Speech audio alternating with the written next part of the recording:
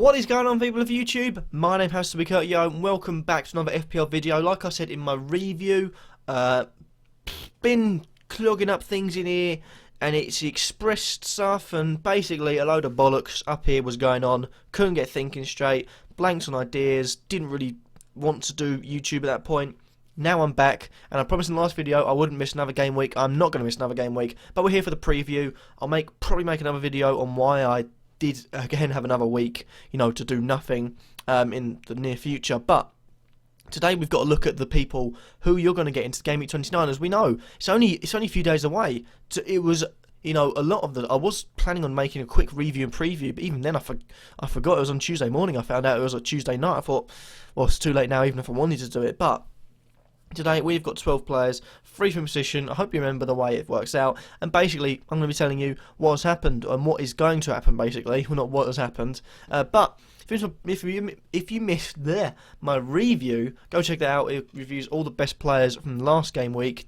But we're on this game week. It's time to get into the players. And first of all, we have a keeper by the name of Kurtyoy. Strange to have a Chelsea goalkeeper in there, I know. And, you're looking at their clean sheet record, 4 games, conceding 1 goal in all of them, but they're playing home against Stoke. And I've got a good feeling about this because Stoke, although you don't know what Stoke are going to turn up, like you could have the Stoke that gets beaten 3-0 by, a team easily, or you could get the Stoke that is going to beat Man City 2-0. It's a 50-50 thing with Stoke. And I feel like Kurtyoy, even against a good Stoke, has got a good chance of having a lot of chances. Got a solid defence of Chelsea, and even with the absence of Zuma, and I don't know if is Terry back in the squad.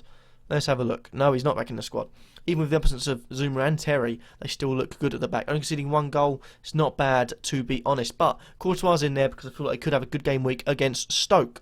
Moving on to the second goalkeeper, we have got a Man City goalkeeper, again another surprise, in Joe Hart. His 2 points at Liverpool gave him 100 points for the season so far, and he's barely missed a game. A few games missed a man of the match. Orange Willie has come in and picked up a few games, but 4 games Liverpool. This game week, Aston Villa. That hopefully should be a clean sheet for Man City, and hopefully it should be an easily good week for just strikers as well, in which get the feeling you might know where I'm going with who might be in the attacking options for Manchester City. But Aguero has come in and he's going to do the business. Just to give it a quick hint as to who it's going to be, it's going to be Aguero. But in regards to Hart, fantastic keeper, should get a clean sheet, and hopefully it will do, because I'm considering bringing him into my team, but I'm not too sure yet. And lastly, we have a player that's actually, we'll just go from here, Fraser Forster. Now, it's bit of a weird one. He goes 6 games without conceding and then concedes 2 in every one of his last 2 games. One against Chelsea, one against Bournemouth, which was a Derby Day defeat, and they've got a home game against Sunderland coming up. They are dangerous, Sunderland. Not to be underestimated. They are dangerous. They can score goals. They can score a lot of them. But I feel like their defence should be able to handle them.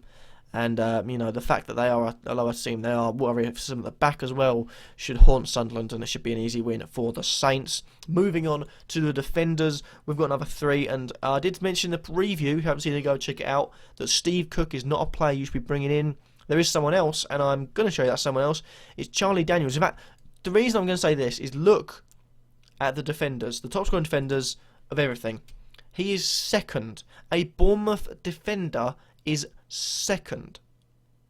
That is mental. That doesn't show you how well Bournemouth have done, or it doesn't a bit. It shows you how poor other teams have been. You're looking at let's say Man City, a team that will constantly keep clean sheets. Actually, has barely played, but we'll look at the amount of clean sheets they've got. You look at the fact they had 7 with him, and they've only had a few more without him. They should be looking at 28 games in the season, getting a few more clean sheets than that. I have to be honest there, and I can't see any way around that not being the truth. But Charlie Daniels is our first defender, simply because he can get clean sheets. They come up against Newcastle. I could get a clean sheet in this. On the contrary, he also could go forward and whack in some goals and some assists, as he likes to do this season. 2 goals, 5 assists, not bad for a defender. Moving on to our next pick, and actually, we've only got the 2 players following the matching, schedule we like to go. Actually, no, we've only got 1, sorry. And that's going to be the last one. But for now, we are going to go with a Liverpool defender by the name of Nathaniel Klein. Now, so this before incline, he hasn't really done much, but away games Crystal Palace. Now, Palace, again, you're 50-50 on them. They're doing all right, they're not doing all right. You just never know what you're going to get with Palace too. You never know what you're going to get with anyone, really. I mean, City, I thought, would walk against Liverpool, and Liverpool walked against Man City, so what do you know? But clean sheet could be there. Assists and goals could be there also, so it could be a good pick for this game week. At 5.2 million only, it's not a bad choice. And lastly, we've got, defender by name, actually he's here as well, Vincent Kompany. Kompany, comes in, 2 poor games, and I'm looking at home against Aston Villa. Should be a clean sheet. Also a chance for him to get on the score sheet as Klein and Toure did the last time Aston Villa got wiped out. Moving on to the midfielders. We've got 3 midfielders that are all very different in their own rights. First off, we're actually going to stay on Liverpool and find a wild Roberto Firmino. There we go. I think I'm uploading a video, the review at the moment, so it's going to take a bit longer. But Firmino got bonus, clean sheet, assists, goals, and played over 60 minutes. Fantastic game from him. And he's continually bringing in the bacon. Last 3 games, looking at 2 goals and 3 assists. I think it's worth bringing him in because he did go up to 8 million, went up back down, and now he's back down to 8.1 after going back up to 8.2. I've no idea why he's gone down to 8.1 because he's continued scoring and, oh well, cash on it whilst you can.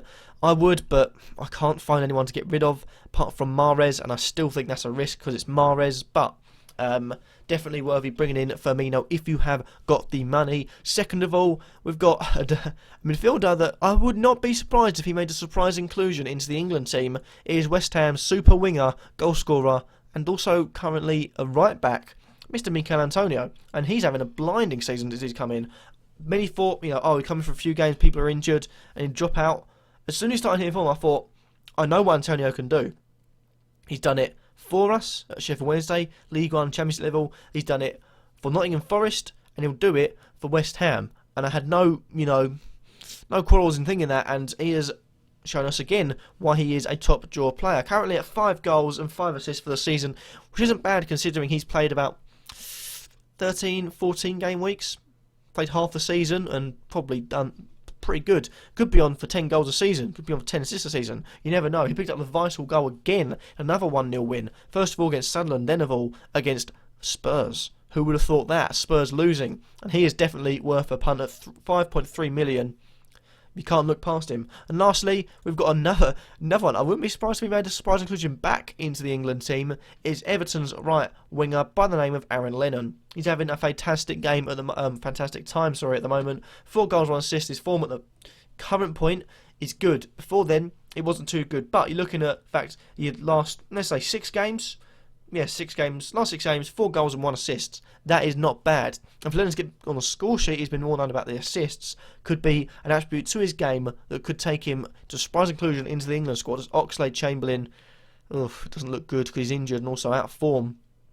I'm not even going to start on Walcott's form. But finally, we are going to look at the strikers. And starting off, I'm going to once again praise and heap praise upon the striker named Benik Afobe. He has not had much time in the league at all. And you're looking at the fact he's played 8 game weeks and he's on 37 points. That is not a bad total indeed. 4 goals, including 3 clean sheets whilst he has been on the pitch. Again, not bad at all. And considering I didn't put any, I didn't really think he could do it against Southampton. That's why he was on my bench. And he scored.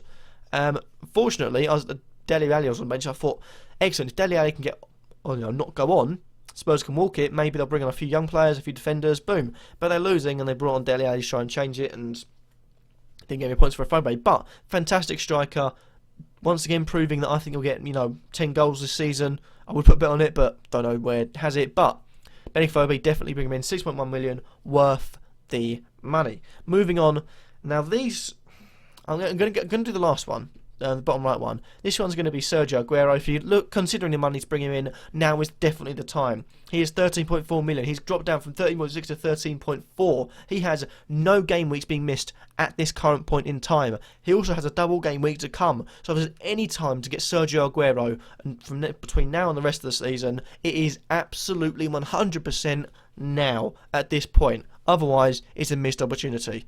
I think be mental to turn this down. But finally, we're on to a really, really weird one. Now, this one is a massive stab in the dark, but it could reap heavens of rewards. I and putting in a good chance of getting a good points, Mr. Andy Carroll. Now, strange as it is, he's not really playing at the moment, and in fact, you look at his last few appearances, he's been bench off the bench, off the bench, off the bench. Not good for a man that is, considered to be, or was once considered to be in the England squad, but I feel like, even if he doesn't start, he could have an impact against Everton. Everton like to concede goals, and their defence isn't that tall. And they're not very good at conceding from set plays. I'm pretty sure, there must be a stat out there showing me it, but they've conceded a lot this season through, high balls in the air and everything like that. And Andy Carroll is a master at that. If there's anyone in the Premier League that is better, I can't see it. I can't see it personally. Andy Carroll could reap heavens of roses if he starts. Cresswell one side, Pyatt in the middle, you've got corners and free kicks being aimed towards him. It could be an absolutely scrumptious game week for Andy Carroll. And that is it for the preview. I think I've been talking for a lot of time, so let's go through one of them, or all 12 of them I should say. Thibaut Courtois, definitely. Joe Hart, definitely. Fraser Forster, definitely. Charlie Daniels, Nathaniel Klein, Vincent Kompany, Roberto Firmino, Mikel Antonio, Aaron Lennon, Benik Afobe, Andy Carroll, and Sergio Aguero. Thank you guys for watching. Like this video, then leave a like, everything in the comments down below, and subscribe if you feel like I am worthy. And I'll catch you all in the next video, which won't be too far away this time, I promise. Peace.